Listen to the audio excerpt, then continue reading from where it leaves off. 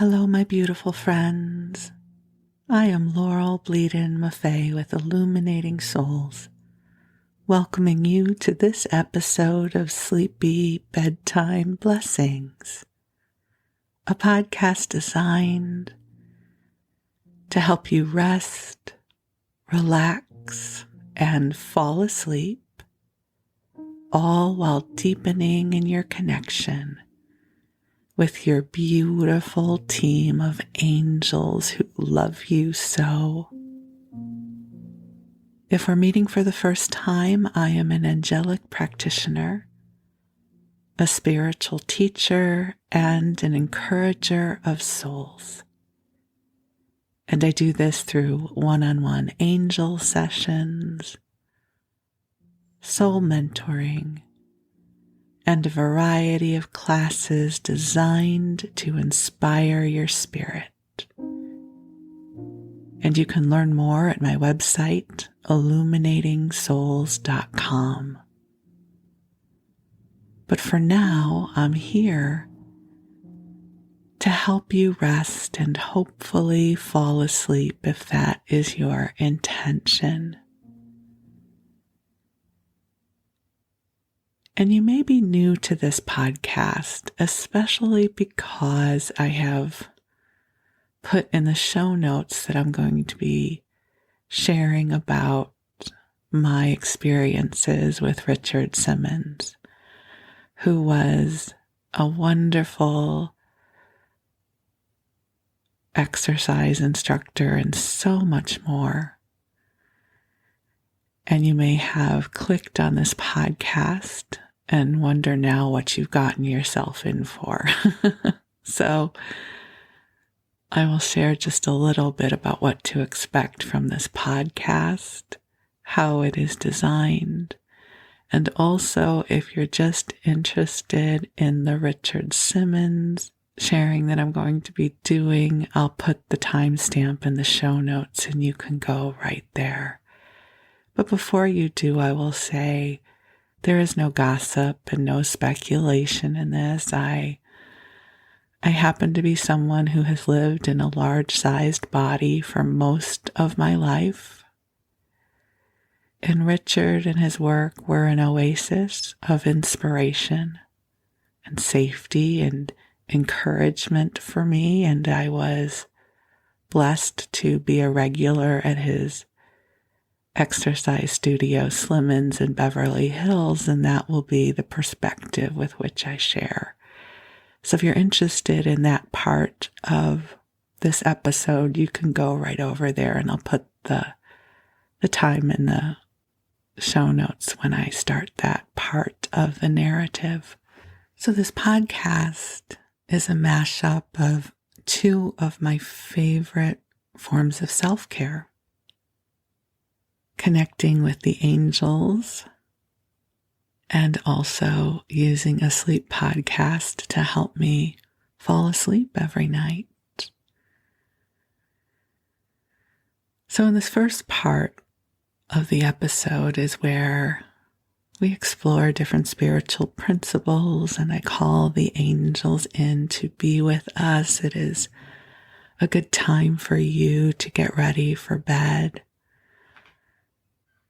And I say that even knowing some of you listen during the daytime, which is completely wonderful. So however you're guided to use this podcast, you have my blessing.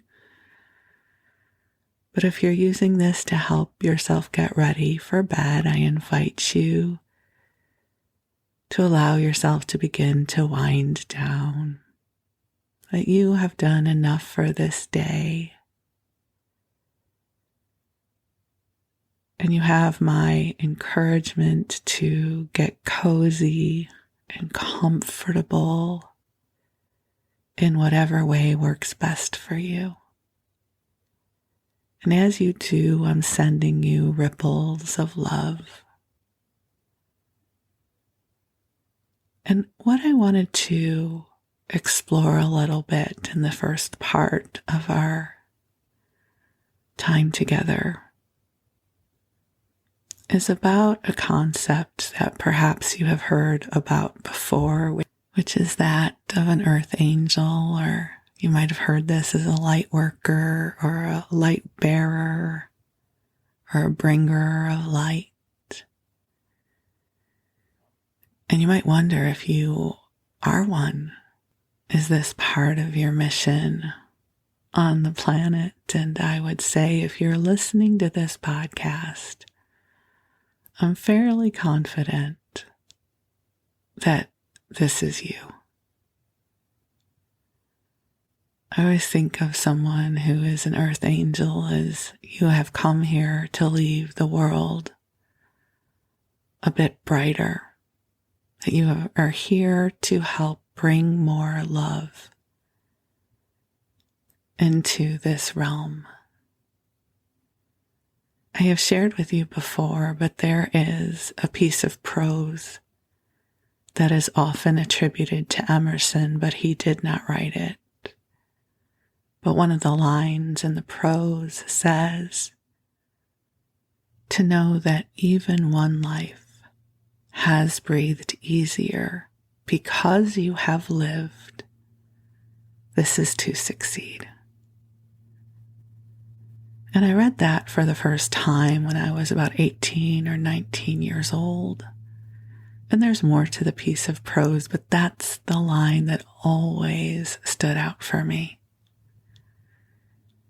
And I released it like a prayer or a wish into the universe that one day I would be able to say that about my life, because it seems so magnificent that even one life could breathe easier because I have lived. That just seemed like this profound achievement. What would that mean? Because through the consciousness of an 18 or 19-year-old person, it was hard to understand this concept.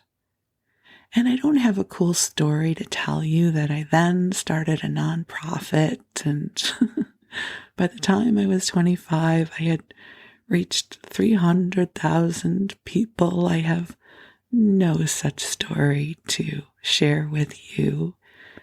I became a very normal 20-something where life was very much about my experiences and my adventures, and I didn't have a strong service component to my life. But still, that adage always stayed with me.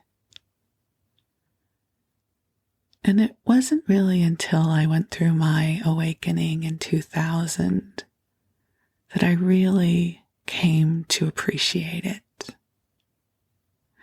You know, so often when we think of success, we think of achievements, right? You think about the people that we tend to idolize in society, right? They might be wealthy, or they might be influencers.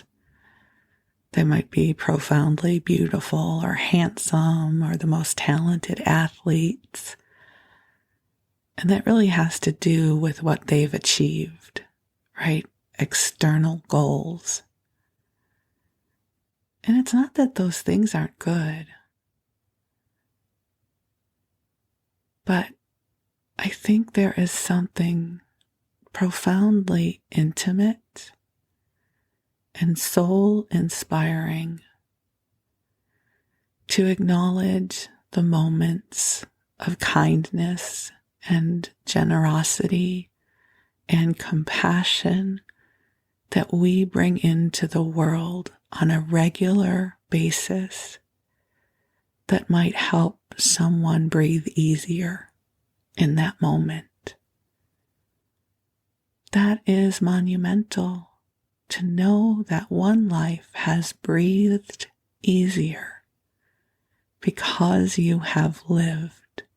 This is to succeed. Many years ago, on one of the earlier episodes of Oprah, before she was huge Oprah, right? The one that swayed society, Oprah. This was when her talk show, I think, was in the earlier days. And it was a panel discussion about people who had had near-death experiences. And I've always been mesmerized by this, right? This idea of what happens beyond this realm has always fascinated me. And one of the people who was sharing was talking about their experience of a life review, which perhaps you've heard this concept before, but the way he shared it was, when you transition from this life, you go through a life review from an ascended perspective, and you see and experience exponentially the ripple of your life. So if they have brought a lot of love into the world, they experience that exaltation. But a ripple is the way he described it. And I internalized that as, when you throw a pebble into a pond and it ripples, that each of our lives have a ripple. And I don't think that it's ever expected that all of our ripples are positive. I don't know that that is possible. I think all of us dwell in the shadow and in the light, right? So our ripples are complicated.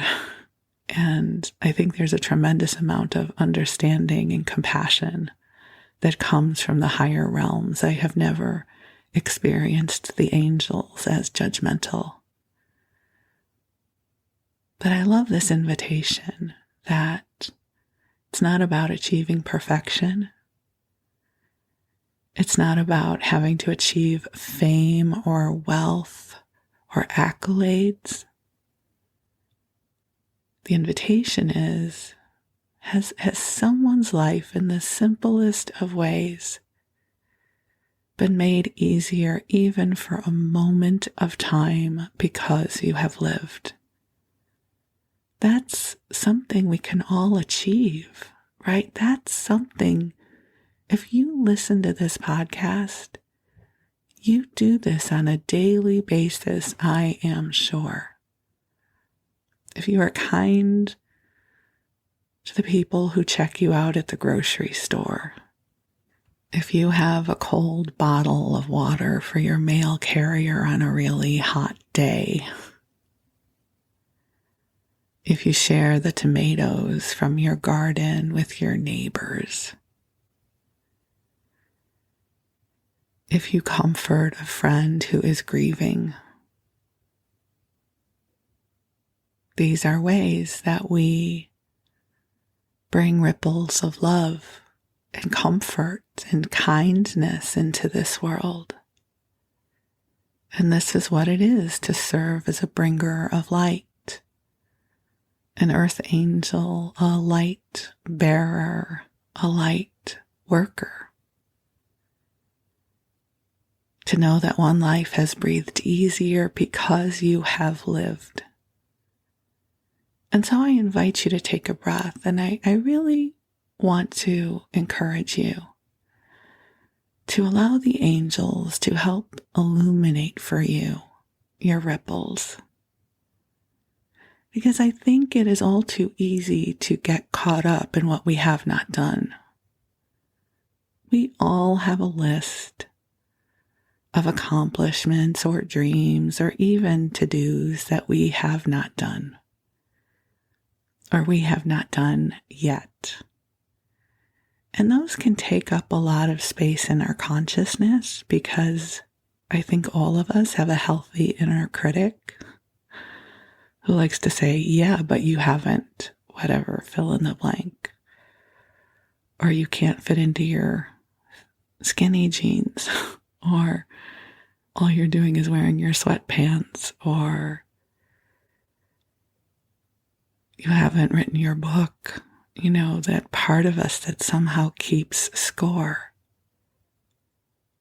But we forget to breathe and remember all of the moments of beauty and love that we have helped co-create in our lives.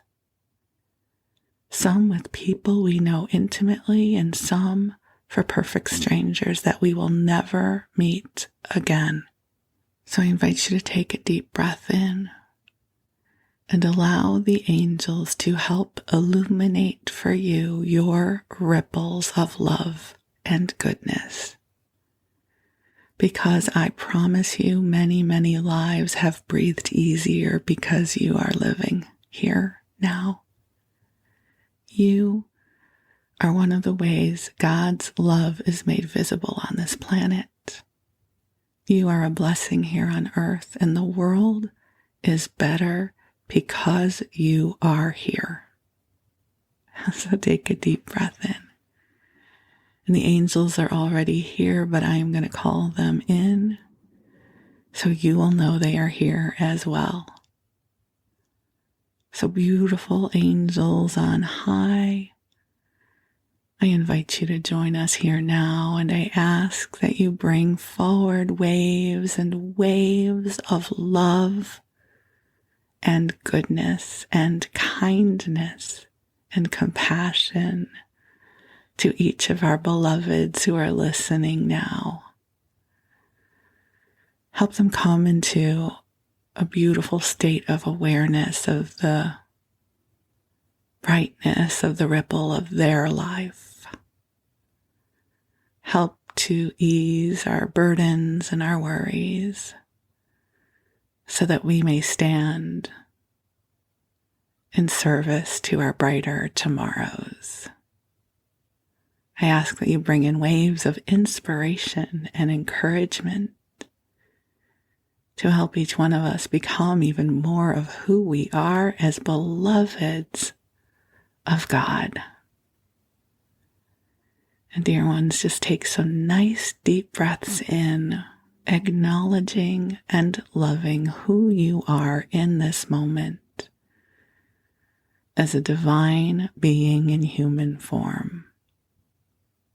You are wondrous. You are filled with magic, and there are beautiful moments still to come your way. May the days and weeks, months and years ahead be filled with love and joy and awesome adventures for you. But for now, you get to rest. You don't have to figure anything out. You don't have to have any answers. You just rest. Let your body rest, and your mind and your heart. Just let your body drift off and your consciousness drift off with it into the great mystery of sleep. And while you rest, the angels will watch over you. And I'm going to tell you a story. So as I already previewed for you, I'm going to be sharing a love letter, a love note for Richard Simmons. For those of you outside of the U.S., or those of you who are much younger than I am, you might not know who he is. Richard was really big in the 80s and the 90s as an exercise instructor, but so much more than that. I first became aware of him in the 80s because I was watching General Hospital. And for about 4 years there, he played himself. And Richard is, I would say he's probably, I don't know, maybe 5'6". I'm 5'6", so I think he's somewhere around my height. Maybe a little taller, maybe a little shorter. He had really curly hair, and he was a really vibrant, loud personality in the best way possible. And he would wear these short gym shorts that had rhinestones on them and a tank top. And he would get people sweating with the oldies. That was his thing. And Richard used to be heavier as a child and as a teenager. And so this formed a lot of his perspective in the world, that he knew what it was to be different. He knew what it was to be teased and marginalized. And he created a community of inclusivity, the likes of which I had never before experienced. So, to share about my experiences with Richard, and I need to tell you, I don't personally know him. I don't have any inside gossip, no speculation. When I say this is a love letter to him, it is because I am filled with so much gratitude for who he has been to so many of us. He was our champion at a time we did not have champions. He helped humanize obesity. He helped make space for it. He did not shame. He did not mock. So let's go back to what life was like for somebody who was heavy in the 80s. Even right now in 2022, obesity is somewhat of a mystery. They're starting to understand it more. They're starting to understand that this is likely hormonal, metabolic, has to do with the autonomous nervous system.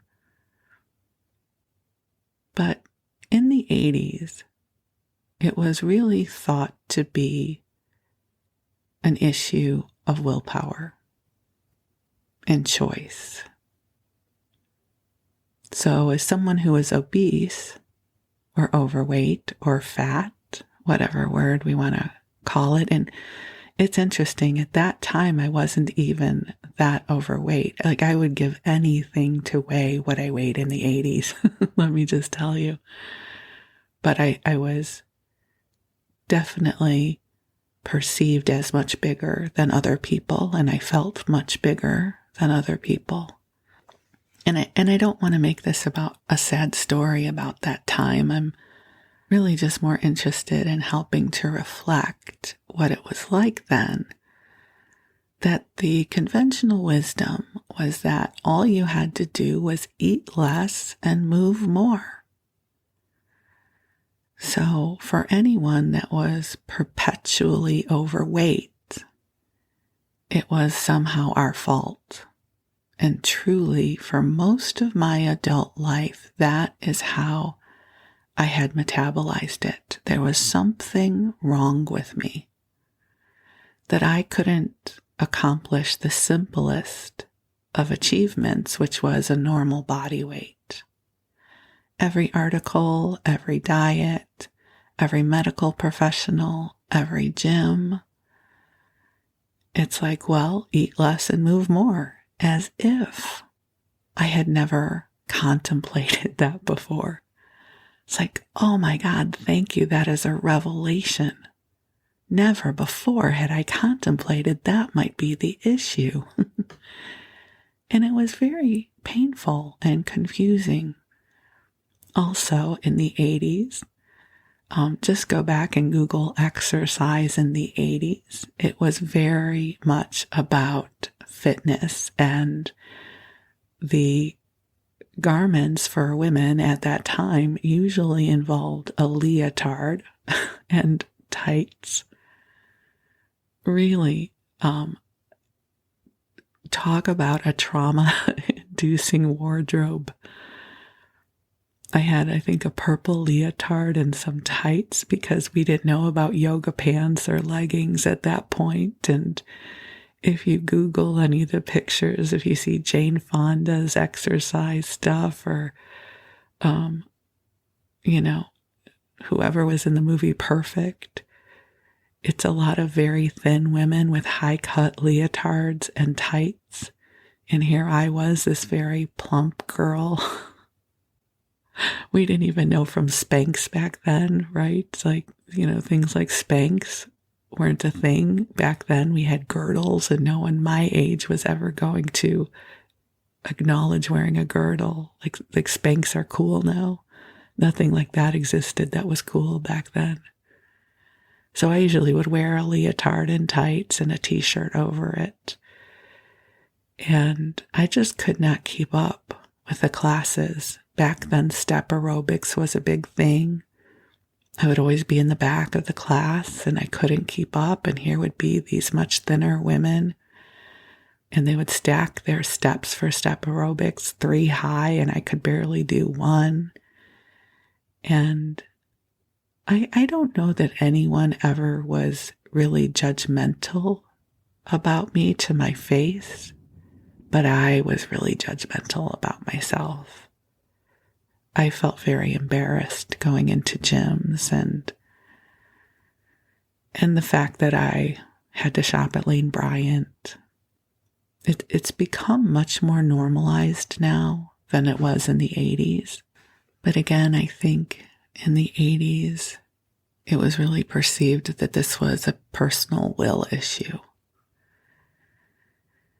And so, oh my God, I send so much love and compassion to all of us who were on that journey back then, because it was hard.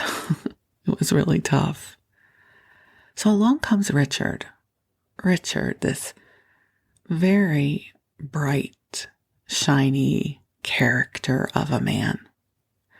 And he would cheer us on, and he had such compassion in his heart. Like who we were and how we were was just fine.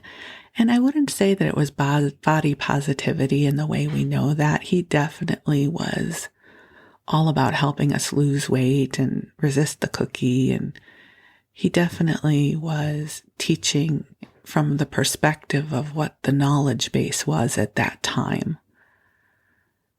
But I also will say he created a very safe space for us. So here I was in the 80s, lots of thin girls with high-cut leotards and tights at gyms. And I, in my roly-poly body, trying to figure out what on earth am I doing wrong.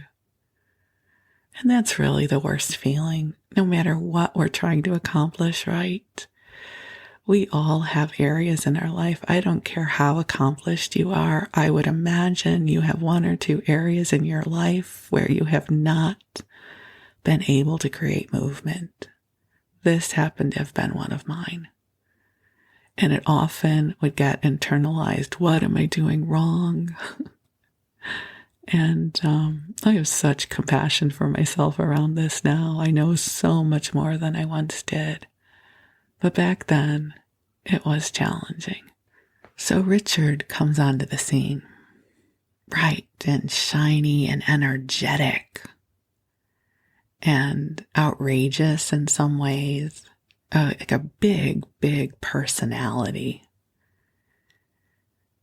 And he's inviting people forward to join him. So I would see him on talk shows and things like that. But you also have to remember, in the 80s and the early 90s, this is before the internet. So how could you find out more about where he taught? Well, you couldn't go to his website because it didn't exist. So I remember hearing that he would teach in Beverly Hills, that he had an exercise studio there. And I would go to the Yellow Pages and look up Richard Simmons, and there wasn't anything I could find. Because that's really how you had to look things up back then. And every once in a while, I would hear that he would travel a lot and teach classes around the country. And I was always kind of curious about how to take one of his classes. I thought it was kind of cool, sweating to the oldies, and there were bodies that looked like mine, and bodies that were bigger than mine, and bodies that were smaller than mine, and it looked like if I got to go there, I wouldn't feel different. And when you grow up feeling different, it's an amazing thing to be in a room where you no longer feel different, for whatever the reason the difference is. If it has to do with gender or religion or the kind of food you eat or the way your body looks or your sexuality or your whatever it is. It's a really remarkable experience to finally be in a room and not feel different than the other people in the room. So I was living a really happy life then. I don't want to make it sound like I was really unhappy. I was living in Los Angeles and I had lots and lots of friends. I went out all the time. I had a job that I really enjoyed. I was adjacent to the entertainment industry that I loved. And fitness was a really big thing back then. Everybody went to the gym. And I hated the gym. I won't say this as a present tense. I used to hate exercise because growing up, I had such terrible associations with gym class. I grew up in the age where we had to put on these weird gym suits and everybody had to do the same thing. I don't know how many of you remember the president's physical fitness test back in the 60s and 70s. And we all had to try to do the same things. And there was one part of the test where we would have to try to climb a rope. I hated this frickin' rope. So the rope was a big thick rope that dangled from the gymnasium. And each one of us, with everybody else looking on, had to try to haul ourselves up the rope. And of course, the people with upper body strength and aerodynamically friendly bodies would skitter up the rope just fine. And I would dread my turn because I knew I wasn't going anywhere. It wasn't going to happen. It didn't happen last year. It's not going to happen next year. And it wasn't going to happen the year that I was in. And so it would be my turn and I'd hear the giggles. And it was before I knew to tell them to shut the F up and, advocate for myself. I was young and just trying to fit in with everybody else. And I would bring myself to the rope and I would, try to hold on and jimmy my feet up just so, and I would go nowhere. And, it's like, can we just all agree that aerodynamically, I'm not getting up this rope? I can do other super cool things, but this isn't my thing. But I couldn't say that. And, of course, I wouldn't pass that test. So I did not have very good associations with exercise. I didn't mind being active. Like, I didn't mind dancing the whole night. I didn't mind going for a long walk.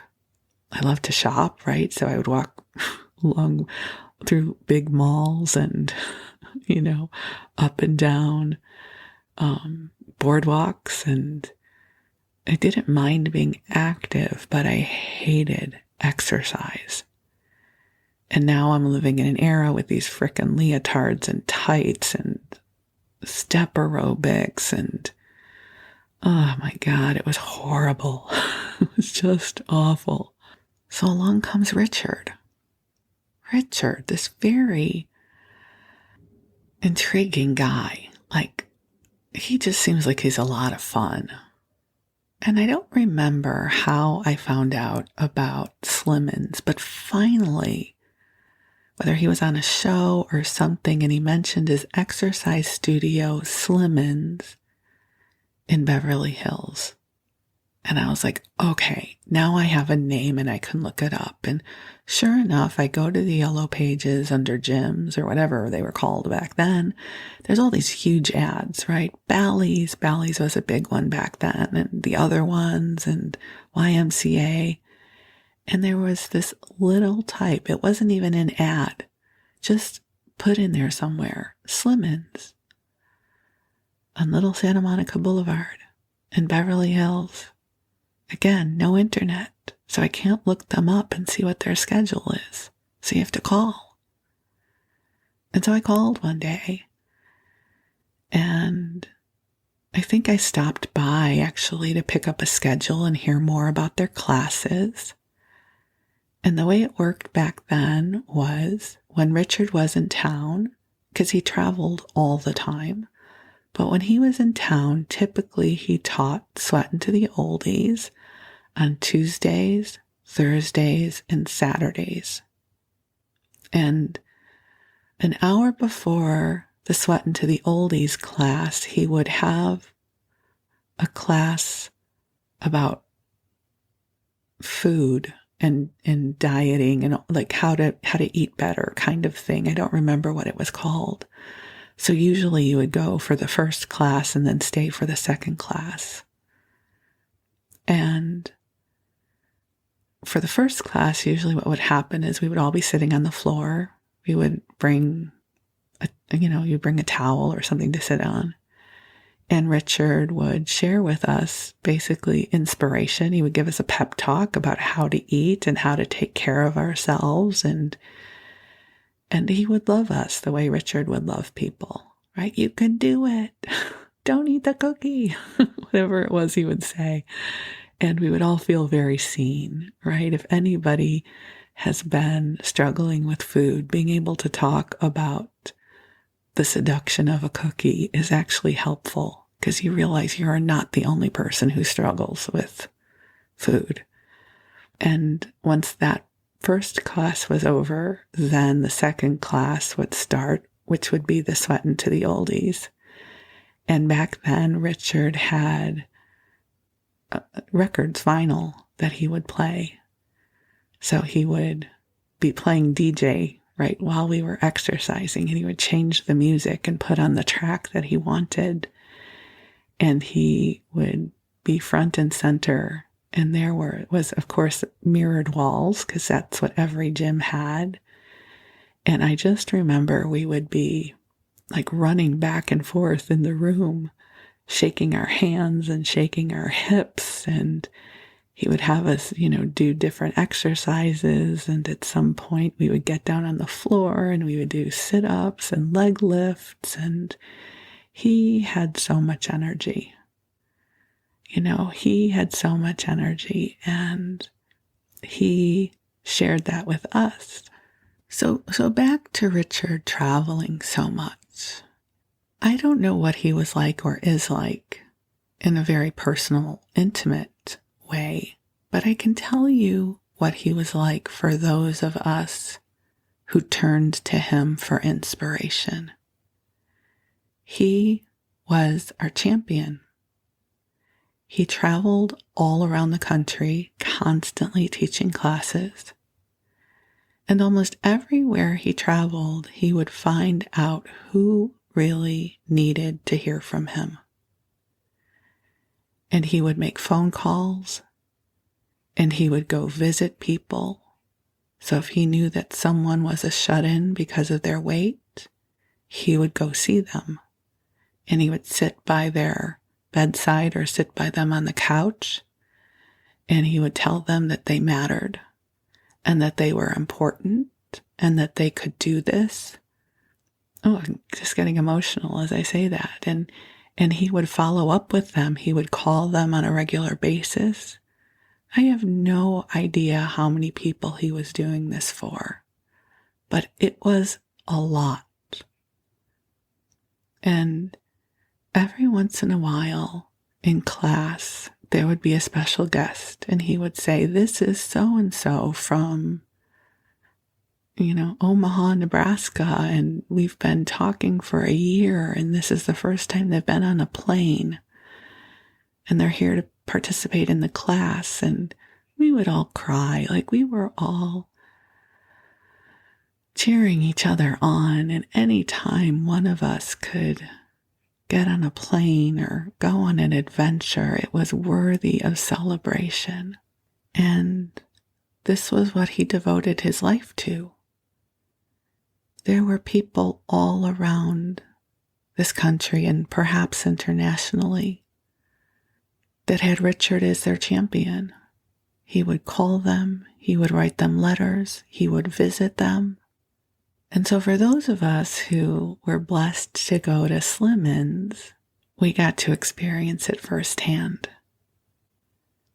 And he poured his heart and soul into every single one of those classes. He never phoned it in. He left it all on the field, as they say. And wherever you were on your own fitness journey or weight journey, you were welcome there. Some people would do the class from their chair because they could not stand or do the vigorous workout that Richard would have us do. And they would get cheered on just as loudly. It's like no matter what you could do, you were a champion. Right? If you were sitting in your chair and you were just doing your arms, you were awesome. That was one of the first experiences that I had as a sized person, of not feeling embarrassed about my size. Like, I didn't mind that I was in my leotard and tights because we were still wearing them back then in that room. Like, in that room I fit. There were other bodies that looked like my body. In that room I belonged. In that room that my hair would get frizzy and I would sweat and turn bright red as I ran up and down the room with Richard. I belonged there. I don't know why it is, but when I used to go to the gym before Richard, like the regular gym and step aerobics, I do not know how these women did not look unattractive when they sweat. Like, these women, their hair still looked good. And they looked beautiful. For me, I turn 5 shades of red when I exercise. I sweat and my hair gets frizzy and I'm bright red like a tomato. There is nothing beautiful about me when I am engaged in exertion, physical exertion. And I used to just be like, what is wrong with me? As if this was something I would ever be able to change. I would try wearing makeup to go work out, which is a horrible idea, for me anyways. And I think of the people, it's like when people are beautiful criers, and just that single tear goes down their cheek. Oh my God, I'm an ugly crier. I turn bright red. I turn bright red when I'm happy. I turn bright red when I'm sad. Like, I show everything as who I am. And so when I would be at Slimmons, that I would be bright red and my hair would be frizzing out all over the place, and I'd be all roly-poly in my leotard and tights. It didn't matter. And I think sometimes that is the greatest gift that we can experience, is to find a venue in which we are normal and we are average and we fit in. And that was part of my experience at Slimmons. So for a long time, I went on Tuesdays and Thursdays and Saturdays. And he had other instructors who were also wonderful. So I would go on other days as well. And when Richard wasn't in town, one of the other teachers would sub the classes. And so they were great also. And there was a kinship there, like we all kind of understood each other. If you ever talk to somebody who shares similar issues as you know what that's like. It's like, oh my God, I know. I get it. I understand.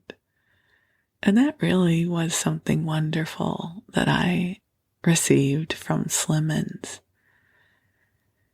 And I remember years later, I had stopped going for whatever reason. And, life changes, our course changes.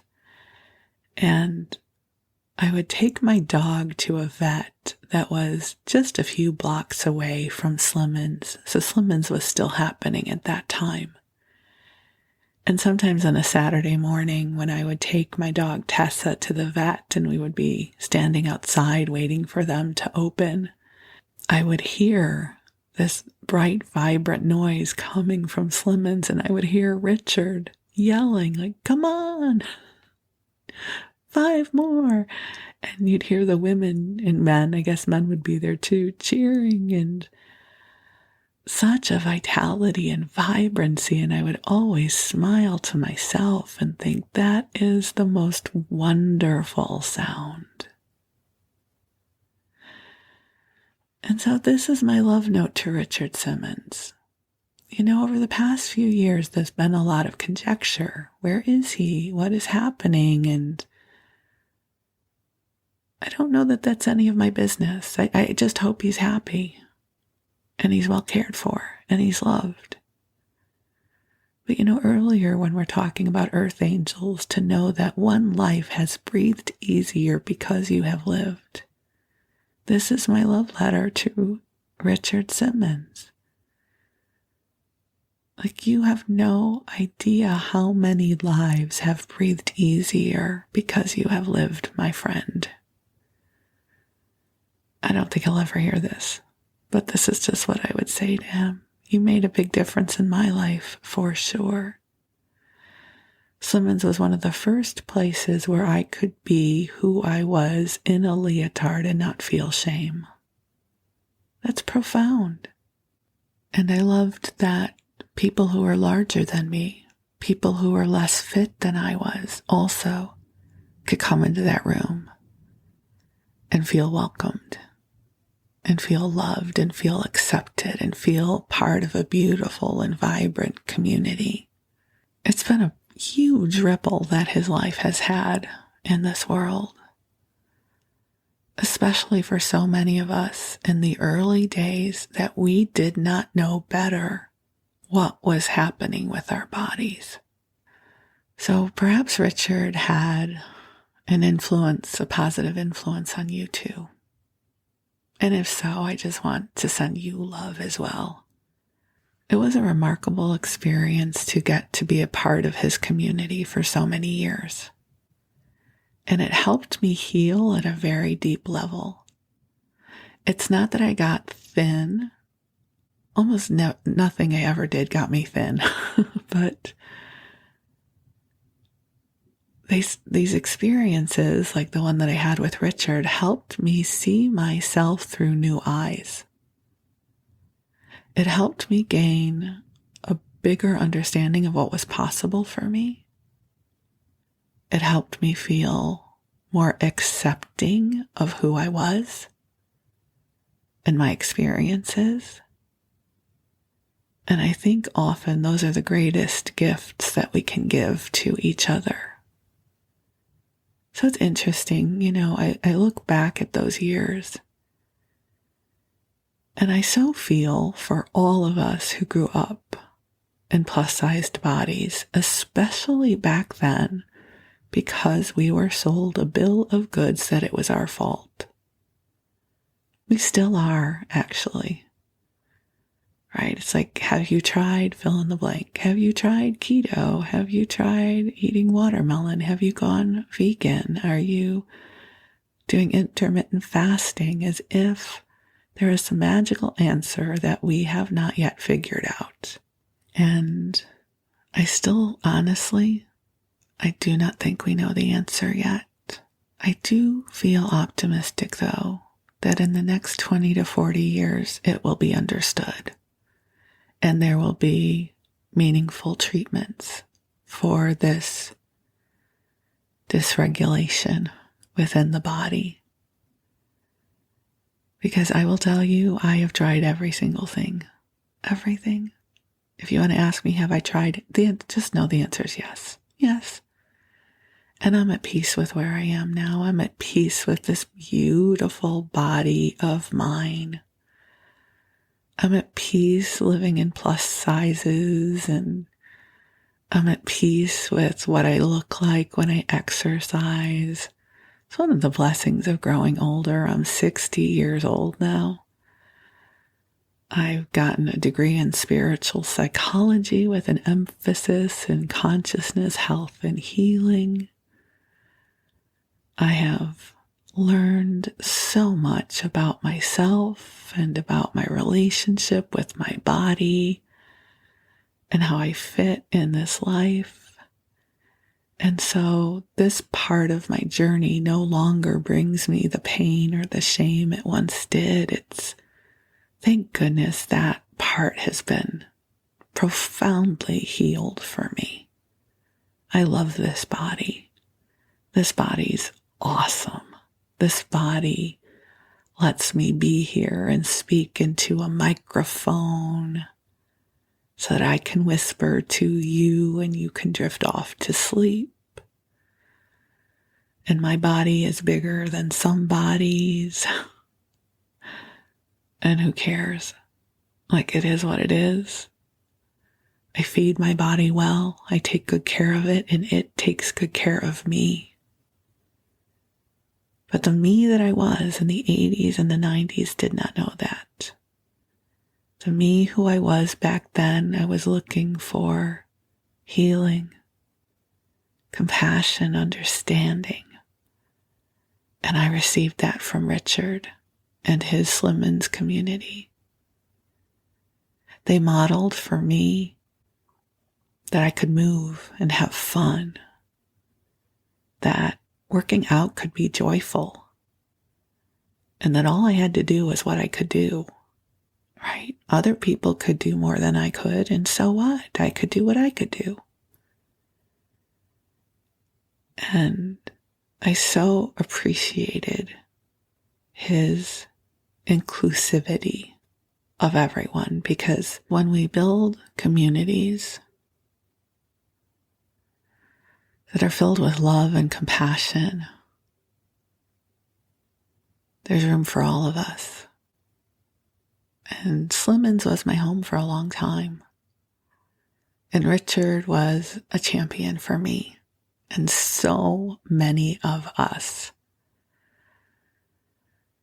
He brought us in from the sidelines, and he made his videos, and he went on talk shows, and he put himself out there so that many of us would know that we had not been forgotten or left behind. So here's to all of those people who've done that for us throughout our lives. And this is why I wanted to do this love note for Richard. I don't know, when I see these different documentaries and stuff coming up on my For You feed, I think, you know what? I want to tell my story, which is he was a champion for me, for all of us. He showed up when no one else would. He showed up and he made it okay for people who would exercise in a chair. That they mattered. That all of us mattered. That the person who couldn't leave their house because they were housebound, they mattered. We all mattered. And I want to make sure that that part of the story is told, because there are thousands, maybe millions of us whose lives were made better because of what he shared with us. So thank you so much, Richard. I don't think you'll ever hear this, but I put my gratitude into the ether and ask the angels to bring it to you wherever you are. That your life has made a profound difference for many, many of us, and your kindness and your generosity, your persistence, your willingness to show up when it was likely not easy to show up. I honor you for that, and I'm grateful for you. And so, my beautiful friends, thank you for letting me share this with you. Thank you for witnessing this part of my story. Thank you for letting me share with you about this really lovely human being. Thank you for letting me share with you about one of my earth angels. Again, I don't know what he's like on a intimate basis. I don't have any insight about that, but he was a wonderful messenger for me. He was a wonderful encourager for me. And I'm grateful. And I'm grateful for you, my friends. How awesome are you? I know that you are an earth angel too, and this world is better because you are here. And you inspire my heart more than you know. I love you. I thank God for the gift of you, and I wish you the sweetest of dreams. I wish you joy and goodness, and I'm grateful. So thank you, my loves. You rest well, and we'll talk again soon. Sweet dreams.